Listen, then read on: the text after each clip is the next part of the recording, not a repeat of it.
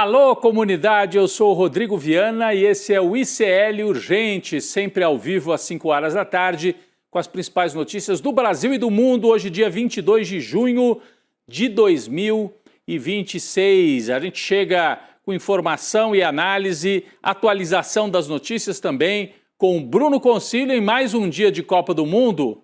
Bruno, dia em que o Messi se tornou recordista, o maior artilheiro da história das Copas do Mundo. Boa tarde para você, Bruno. Boa tarde, Rodrigo. A gente está acompanhando aqui o jogo também. O Messi, maior artilheiro da história de todas as Copas.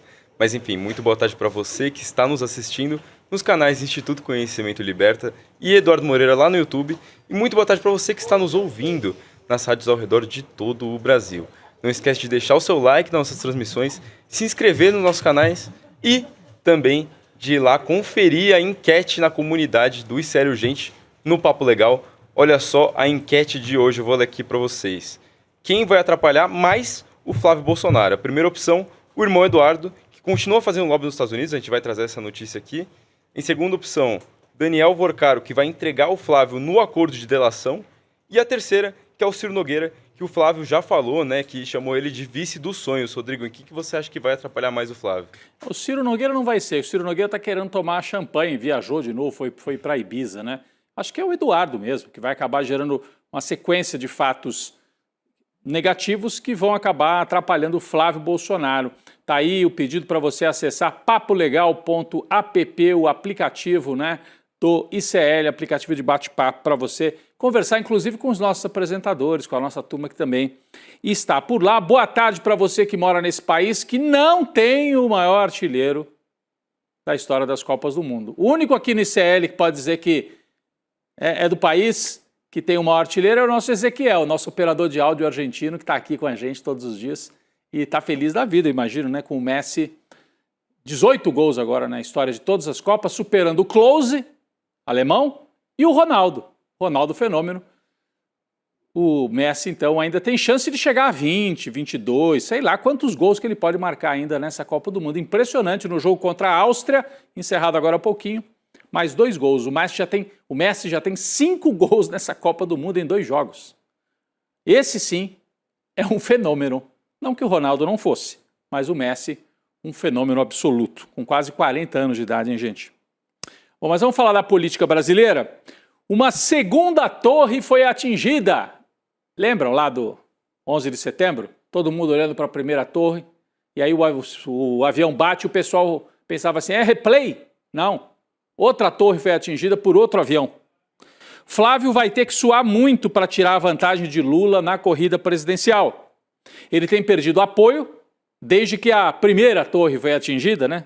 Quando se revelou que ele tinha conversado com o Daniel Vorcaro, pedido dinheiro para o filme da família, inclusive se encontrado com o Daniel Vorcaro, que já estava em prisão domiciliar. Mas ao que tudo indica, aquela conversa, aquele encontro que já tinha sido revelado, não foi o único. Está aí na manchete do ICL Notícias, Flávio Bolsonaro teve um segundo encontro com o Vorcaro, revela colunista do Globo. Por isso que a gente está dizendo, não é replay, não é o mesmo avião batendo na mesma torre. É um segundo avião, mas no caso é o mesmo Flávio Bolsonaro que teve um segundo encontro com o Daniel Vorcaro. Revelação de Lauro Jardim no jornal O Globo. Bruno Concílio traz mais detalhes sobre isso. O material também está no nosso site. Bruno, por favor.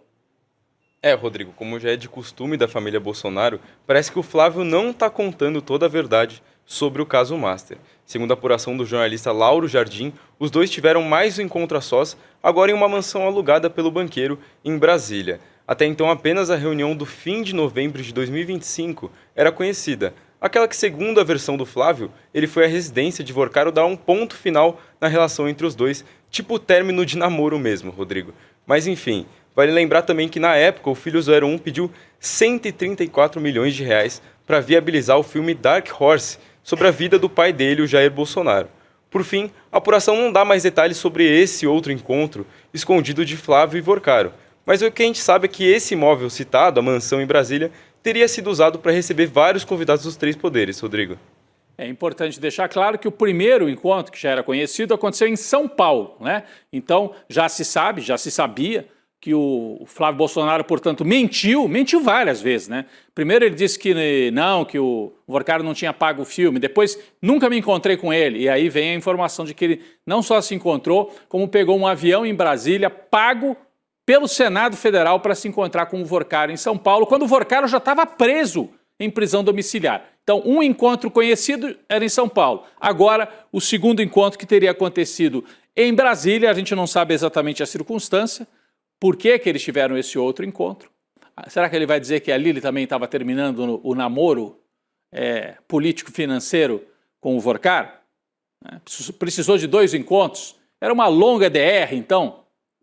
Ou esse outro encontro era quando eles ainda estavam vivendo o romance político-financeiro e criminoso? No caso do Vorcaro, já confirmado que é criminoso. No caso do Flávio, não sabemos. Mas há indícios de que pode haver crime também. Bom, inicialmente Flávio Bolsonaro negou que Vorcaro tivesse injetado dinheiro na produção, né, de Dark Horse, mas depois da reportagem do Intercept, com áudios e tudo, você lembra até, o repórter pergunta para ele por que o Vorcaro pagou o filme do seu pai, e o cara de pau do Flávio Bolsonaro fala assim: você é militante, não é jornalista, de onde você tirou isso? E depois se comprova tudo. E até agora não trouxe detalhes, né? Cadê o contrato, Flávio Bolsonaro? O deputado Mário Frias, produtor do filme, também negou a princípio a participação e depois teve que reconhecer injeção de dinheiro de Vorcaro no filme Dark Horse. Até agora, Mário Frias também não apresentou prestação de contas do filme, ao contrário do que havia prometido. Tanto Mário Frias quanto Flávio Bolsonaro estão no esquema rocambole, enrolar. Vão enrolando. É o candidato rocambole Flávio Bolsonaro, mas será que vai chegar uma hora que a Polícia Federal vai bater na casa dele? Por que bateu no Jacques Wagner e não vai bater na casa do Flávio Bolsonaro? É grave, né? Inclusive, falando em Flávio Bolsonaro, ele não tem tempo, né, de procurar na gaveta o contrato que ele deveria ter com o Vorcaro, mas ele tem tempo de pegar o avião e ir para os Estados Unidos nesta quarta-feira assistir jogo da Copa do Mundo. Olha só, hein? De última hora pintou um ingresso aí para o Flávio? Quem é que está pagando? A revista Fórum trouxe essa apuração aqui, ó. Um amigo dele é que teria dado o ingresso. A questão é, quem é esse amigo? Parece aqueles presentes do Vorcaro para o Ciro Nogueira. Não estou dizendo que seja, porque o Vorcaro agora acho que não tem nem tempo, né, de dentro da cadeia cavar ingresso para o Flávio Bolsonaro ir assistir jogo da Copa do Mundo. Mas o levantamento feito aqui pela Fórum, pelo jornalista Luiz Carlos Azenha, repórter, indica que os ingressos assim mais exclusivos, mais caros para essa partida Brasil e Escócia, chegam a custar, você está sentado aí? $35 mil cada um, o equivalente a R$180 mil. Bom, o Flávio pode dizer, não chega a tanto, é só R$100 mil, é bem menos. É só R$80 mil. Mas quem é que está pagando, Flávio? Salário de senador chega para tanto? É uma pergunta que fica. No meio da campanha eleitoral, ele vai para a Copa do Mundo. Pode ser também uma tabelinha com o Neymar, né? Aproveitando que o Lula tirou um sarro do Neymar, o Flávio vai vestir a camisa, quem sabe o Neymar até fica no banco e entra um pouquinho contra a Escócia, e aí o Flávio Bolsonaro tenta colar a imagem dele nesse retorno do Neymar. Será que foi o pai do Neymar que mandou o ingresso? Vamos aguardar. A princípio não há crime nenhum, claro, em ir para os Estados Unidos assistir um jogo da Copa do Mundo. Mas quem é que está pagando? Porque baratos esses ingressos não são. Bom, falando no caso Dark Horse, a pergunta que eu fiz agora há pouco e vou repetir. Cadê mandado de busca e apreensão na mansão do Flávio Bolsonaro e do Mário Frias? A representação que pede apuração sobre possíveis irregularidades relacionadas ao financiamento do filme Dark Horse completa um mês guardada na gaveta da Procuradoria-Geral da República. Um pedido de providências chegou à PGR em 26 de maio, porque o deputado Lindbergh Farias pediu apuração. Aí o ministro Alexandre de Moraes falou, intime-se e veja o que a Procuradoria-Geral da República tem a dizer sobre isso.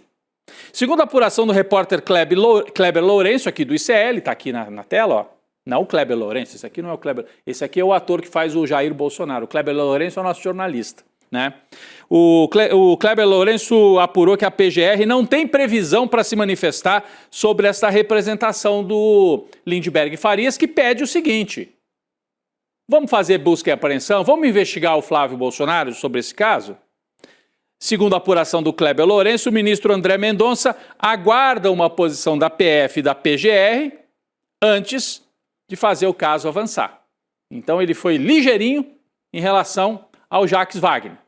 Mas André Mendonça está dando uma dormida, está assim sonolento, e a Polícia Federal e a PGR parece que também, para mandar investigar Flávio Bolsonaro, porque tem que saber.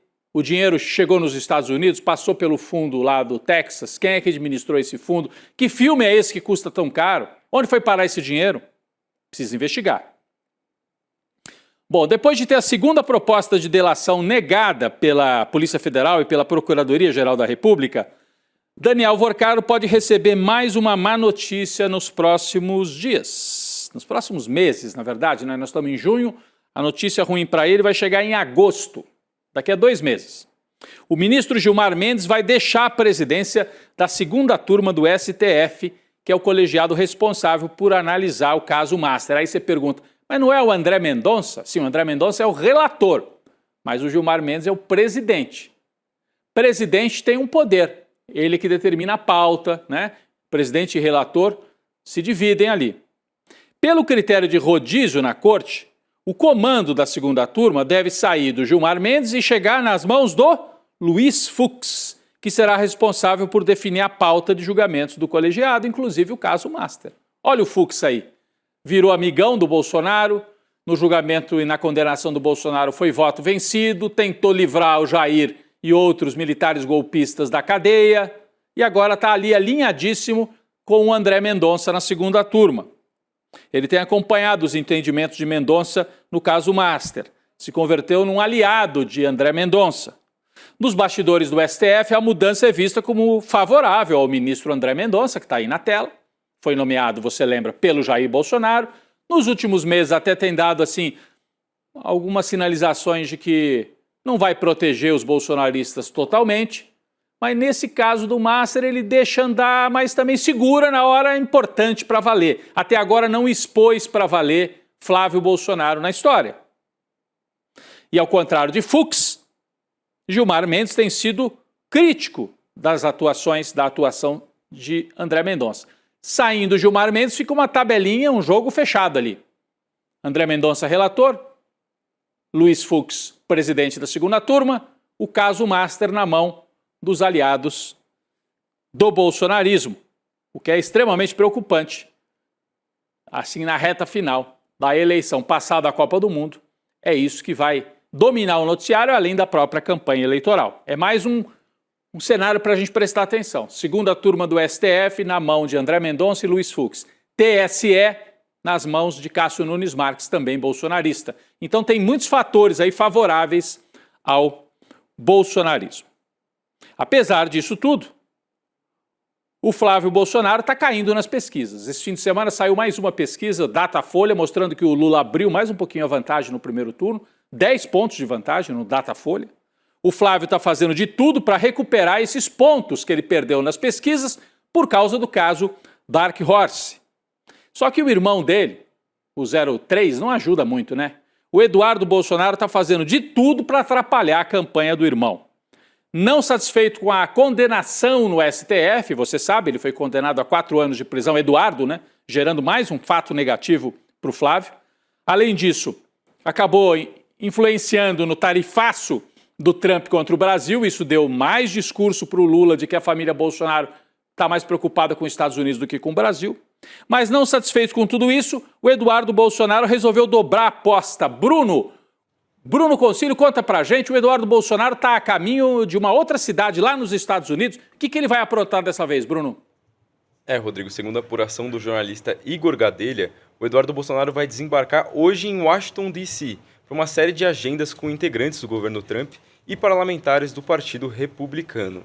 E se ainda não ficou claro o suficiente, o objetivo do Eduardo ele é bem claro, na real. Fazer lobby nos Estados Unidos para tentar reverter a sua condenação no STF. Agora, como ele vai fazer isso? É simples, ele vai ficar pedindo na porta da Casa Branca pela volta da Lei Magnitsky contra o ministro do STF, Alexandre de Moraes. Vale dizer ainda que o filho 03 de Jair não vai viajar para Washington sozinho. O Eduardo vai estar acompanhado do youtuber Paulo Figueiredo, que é o braço direito do bolsonarista na ofensiva contra o STF, Rodrigo. Ô Bruno, e ele se acha demais, né? Eu estava vendo agora há pouco uma postagem do Eduardo Bolsonaro, dizendo, ele coloca assim uma notícia, justamente essa notícia que a gente acabou de trazer, Eduardo Bolsonaro vai a Washington fazer lobby na Casa Branca, e ele diz assim, olha, agora eu e o Paulo Figueiredo somos respeitados pelos adversários. Antes diziam que eu era apenas um chapeiro de hambúrguer aqui em Nova York, nos Estados Unidos, agora estão até com medo do que eu possa aprontar na Casa Branca. Sim e não, né, Eduardo Bolsonaro? Eu acho que uma turma do bolsonarismo, e mesmo do governo Lula, do PT, entende que você tem uma entrada realmente na Casa Branca. Mas cada vez que você toma uma atitude dessa, acaba ajudando o Lula. Você até se fortalece junto aos bolsonaristas. Mas não fala muito para fora, ao contrário, ajuda o Lula, mostra que vocês são radicalizados, que vocês são extremistas. Então, de fato, fique com o orgulho de bater na Casa Branca e ser recebido pelo Trump. Porque isso tem mais atrapalhado o seu irmão Flávio do que ajudado, né? Bom, os dois, Eduardo Bolsonaro e o Paulo Figueiredo, não custa nunca lembrar, Paulo Figueiredo, neto do último ditador militar João Figueiredo. Então ele é um herdeiro da ditadura, um neto da ditadura, Paulo Figueiredo, que está lá com o Eduardo Bolsonaro. Eles vão ter compromissos lá na capital norte-americana até amanhã. Então é hoje e amanhã. Na noite de hoje, está previsto um jantar de Eduardo e do neto do ditador com cerca de 20 senadores republicanos. O encontro deve servir para que eles reforcem a narrativa de perseguição judicial e peçam providências contra Alexandre de Moraes. Ou seja, eles querem, como dissemos agora há pouco, dobrar a aposta, eles querem uma nova lei Magnitsky contra Alexandre de Moraes. Perseguição, ataque do Trump contra autoridades brasileiras, especialmente Alexandre de Moraes. A gente falou, não, esse irmão do Flávio não ajuda em nada. O outro irmão também não, né, gente? O Carluxo, o Carlos Bolsonaro, estava meio esquecido, meio escondido, pré-candidato ao Senado em Santa Catarina. Mas olha só, como se não bastasse o Flávio, agora o Carlos gera notícia negativa para o irmão candidato. Olha só. A Justiça do Rio aceitou denúncia do Ministério Público contra Jorge Luiz Fernandes, que foi chefe de gabinete do Carluxo, do Carlos Bolsonaro, lá na Câmara Municipal do Rio de Janeiro. E contra outros 6 ex-assessores do Carluxo. Então é o chefe de gabinete e mais 6, todos envolvidos num esquema de rachadinha, segundo a denúncia. Os ex-assessores viraram réus pelos crimes de organização criminosa e peculato. Peculato é desvio de dinheiro público, uma tradição da família Bolsonaro. O Carluxo falou, por que não eu também? O Jair já está, o Eduardo já está condenado, o Flávio já teve rachadinha, chegou a vez do Carluxo ser incluído nessa bonita tradição da família Bolsonaro, acusada de desvio de dinheiro público. É uma tradição realmente. Bom, vamos falar do governo Lula e da crise gerada pelas revelações do final da semana passada envolvendo o senador da Bahia, Jacques Wagner. Ele deve deixar a liderança do governo no Senado nos próximos dias. Muita gente acreditava que ele até fizesse isso durante o fim de semana. Não fez. Tentou se segurar na cadeira, mas parece que não tem jeito, hein? Depois de ser alvo da Operação Compliance Zero, que apura esquema bilionário de fraudes envolvendo o Banco Master, o senador do PT da Bahia deve se reunir com o presidente Lula ainda esta semana. Tinham dito que seria hoje, segunda-feira. Mas o Wagner vai se reunir com o Lula para oficializar esta saída do cargo. Bruno, o Lula não quer demitir, né? Não quer afastar o Jacques Wagner, quer que ele peça afastamento para não humilhar o parceiro de partido. É isso, né? É isso, Rodrigo. Segundo interlocutores, o Wagner foi convencido por aliados da Bahia neste final de semana de que a permanência na função poderia ampliar o desgaste político para ele e para o governo. A avaliação é que o caso pode gerar ruídos desnecessários, especialmente em um momento de articulação para a campanha de reeleição de Lula. Com isso, Jacques Wagner deve deixar a liderança do governo para se dedicar à sua defesa e ao acompanhamento das investigações relacionadas ao caso Master. Rodrigo. Aí, Bruno, então ele deve se afastar da liderança, mas fica uma segunda pergunta. Jacques Wagner é pré-candidato ao Senado pela Bahia, que o mandato dele está acabando. Ele vai manter a candidatura? Parece que o plano é, sim, manter a candidatura ao Senado na Bahia, apesar desse escândalo. E por que isso vai acontecer? Porque na Bahia, os adversários não vão incomodar muito Jacques Wagner com essas denúncias. Presta atenção nessa notícia que nós vamos trazer agora. Mesmo depois da operação da Polícia Federal contra o Wagner, os adversários do senador lá na Bahia têm evitado explorar o assunto publicamente. Porque lá na Bahia tem dois grupos políticos. O PT, Jacques Wagner, Rui Costa, o governador Jerônimo, e o carlismo de Antônio Carlos Magalhães, o velho ACM, já falecido, e agora o neto, ACM Neto. Né? Ele, estranhamente, mas nós vamos entender já já que não tem nada de estranho, tem evitado atacar o Jacques Wagner. Parece que houve até um acordo. Petistas e carlistas teriam firmado um pacto para deixar o escândalo envolvendo Daniel Workar e o Banco Master de fora da disputa eleitoral baiana. Questionado sobre a operação contra Jacques Wagner, na última sexta-feira, a ACM Neto evitou fazer ataques diretos ao senador do PT. E por que isso, gente? Não é porque o ACM Neto é bonzinho nem bobinho. É porque provavelmente ele e gente graúda em volta dele também vão aparecer de maneira detalhada nas denúncias envolvendo o Banco Master. Aliás, ele mesmo tem contrato, né, que ele diz que foi de prestação de serviços, de consultoria ao Banco Master. Então ele não pode atacar o Wagner porque ele tem o mesmo telhado de vidro. A diferença é que o Wagner virou alvo, porque a imprensa, né, não protege o Jacques Wagner, e do lado do ACM Neto, ele tem retransmissora de televisão, a família dele é próxima da Globo, ele é próximo dos grandes meios de comunicação, está sendo poupado até agora. Mas é um jogo curioso na Bahia e trágico, né, para os eleitores. O ACM Neto e o Jacques Wagner teriam um pacto de não agressão envolvendo o escândalo Master e, por isso, o Jacques Wagner deve manter a candidatura ao Senado. Ele tem chance de ganhar, mesmo no meio desse escândalo. Falando em eleição, vamos trocar o Brasil pela Colômbia, noticiário internacional, uma eleição extremamente apertada na Colômbia. Segundo turno ontem, o candidato da extrema-direita, em todas as pesquisas, tinha 7, 8 pontos de vantagem sobre o Iván Cepeda, apoiado pelo Gustavo Petro. Mas nos últimos 5 dias, houve uma grande arrancada do Cepeda, que é esse que aparece aí na foto. E na apuração ontem, uma surpresa. Faltou isso aqui, ó. Menos de 1 ponto percentual para o Cepeda virar a eleição na reta final. Pela contagem prévia, é o que eles chamam de pré-conteo, não é ainda a apuração oficial. É uma contagem prévia feita por empresas privadas. Nesta apuração prévia, o Abelardo de la Espriella teve 49,6% e o Iván Cepeda 48,7%. Menos de 1% de diferença. Em 26 milhões de votos, a diferença foi de 200 e poucos mil votos. O Abelardo de la Espriella tem um programa em que promete endurecer o combate ao crime, naquela linha de Bukele, ampliar o papel das Forças Armadas, interromper qualquer negociação de paz e reduzir o tamanho do Estado, fazer privatização e tal. Já o Iván Cepeda significa a continuidade do governo. Esse aí na tela é o Espriella, com a camisa da Colômbia. Já o Iván Cepeda é a continuidade, ou seria a continuidade, do governo do Gustavo Petro. Essa apuração preliminar acontece imediatamente após o fechamento das urnas, mas falta a contagem efetiva, o que eles chamam de escrutínio. Explica melhor para a gente, por favor, Bruno Concílio. Rodrigo, a disputa eleitoral na Colômbia ela funciona de uma maneira um pouco diferente das eleições aqui no Brasil.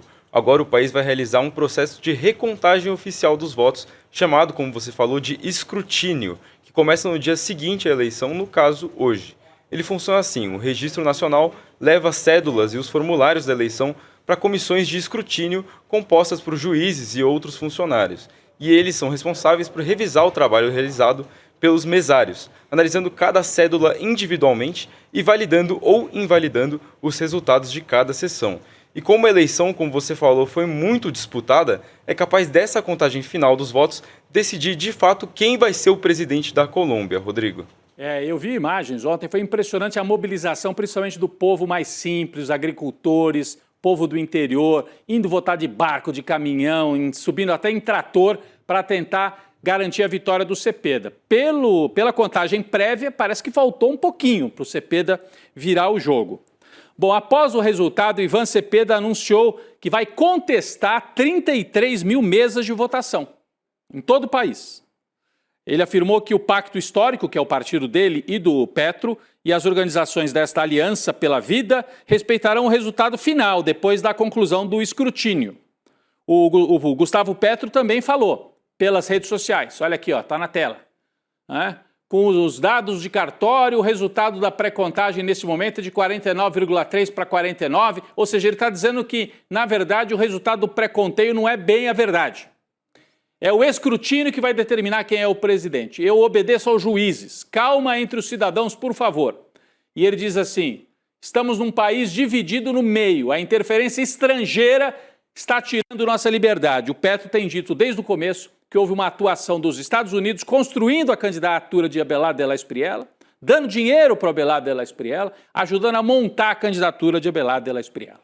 Para entender o cenário todo da Colômbia, eu lembro mais uma vez, eu lancei agora, poucas semanas atrás, o meu livro, A Espada de Bolívar, está aí na tela, ó, Democracia e Revolução na Colômbia, que conta a trajetória do M19, grupo político guerrilheiro em que se formou o Gustavo Petro. Para você conhecer não só o M19, mas conhecer um pouco da história colombiana de conflito, violência, o livro está à disposição na loja do ICL. Para quem já é membro do ICL, tem desconto, hein? Você vai lá em souicl.com.br e garante já a compra do livro que vai ser entregue até o final de junho, comecinho de julho. Eu estou sabendo, a editora me contou, já chegou da gráfica um novo lote e os livros começam a ser enviados até o fim de junho, começo de julho. Garanto o seu exemplar para entender melhor o que acontece lá na Colômbia. Vamos para a Europa, também noticiário internacional. Olha só, em primeiro-ministro trabalhista, anunciando que vai deixar o cargo. Keir Starmer vai deixar o cargo em menos de 2 anos depois de obter uma super vitória nas urnas.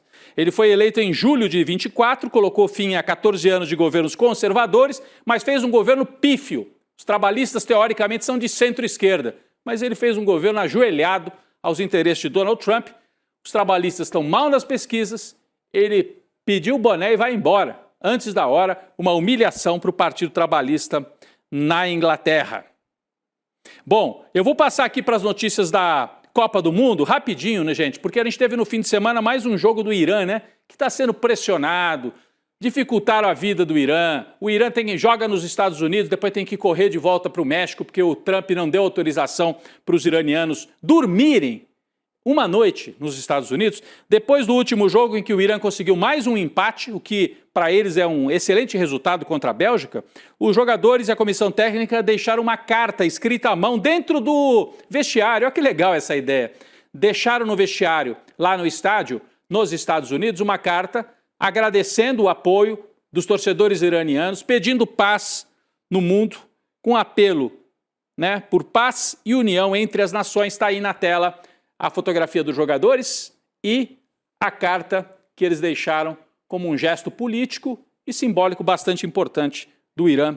Eles dizem assim, da antiga Pérsia de milhares de anos atrás ao Irã civilizado de hoje, o espírito do país permanece vivo e inabalável. Viemos a Los Angeles com orgulho, competimos com honra e partimos com dignidade. Obrigado, Los Angeles, por sua hospitalidade. Obrigado a todos os iranianos que deram seu coração, sua voz e sua alma ao Irã. Durante esses 180 minutos, o Irã segue com chance de passar para a segunda fase. Está com 2 empates num grupo muito equilibrado. O que não está equilibrado, gente, é a FIFA, né? A FIFA não falou nada quando os Estados Unidos mandou embora aquele juiz da Somália. E agora reintegrou ao quadro de arbitragem o outro juiz, aquele australiano, Sean Evans, que teria feito um gesto racista. Não se preocupou em investigar melhor, olha aí o gesto que ele fez.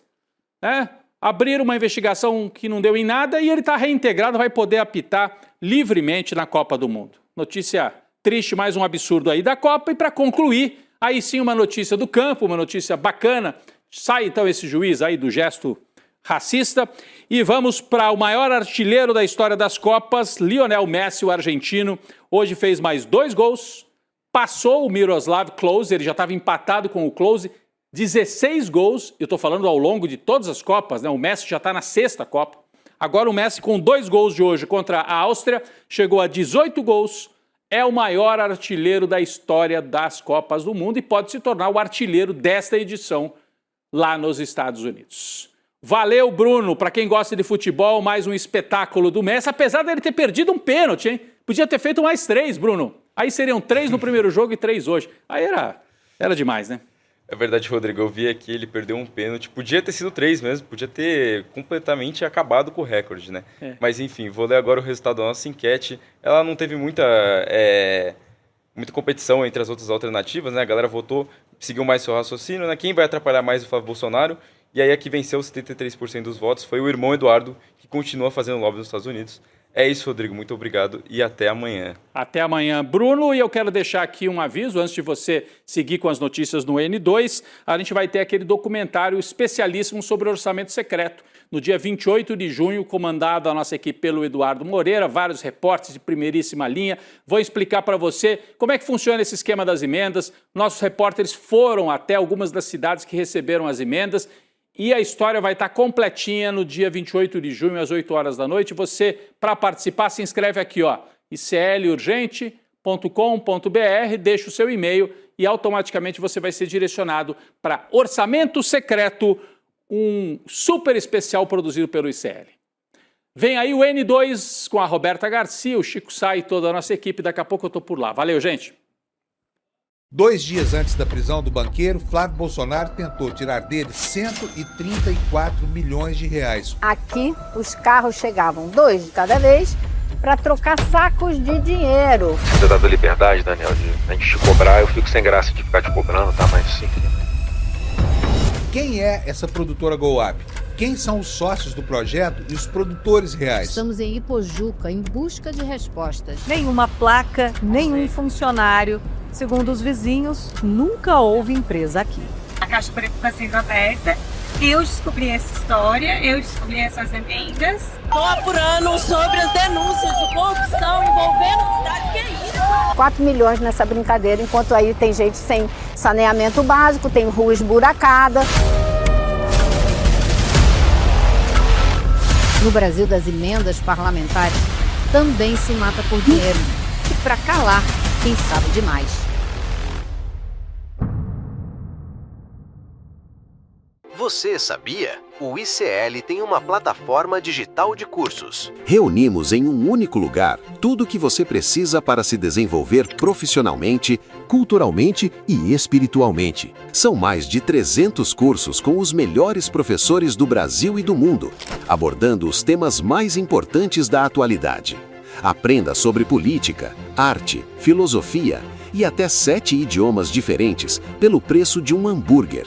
E tem mais! Além dos nossos cursos, nosso espaço conta com mais de 250 documentários, e-books exclusivos, clube de descontos e o melhor de tudo, a própria rede social, um espaço livre de censura onde você poderá conhecer e trocar experiências com as pessoas que fazem do ICL a maior comunidade progressista do país. A revolução começa no senso crítico e a liberdade se dá pelo conhecimento. Faça parte hoje mesmo.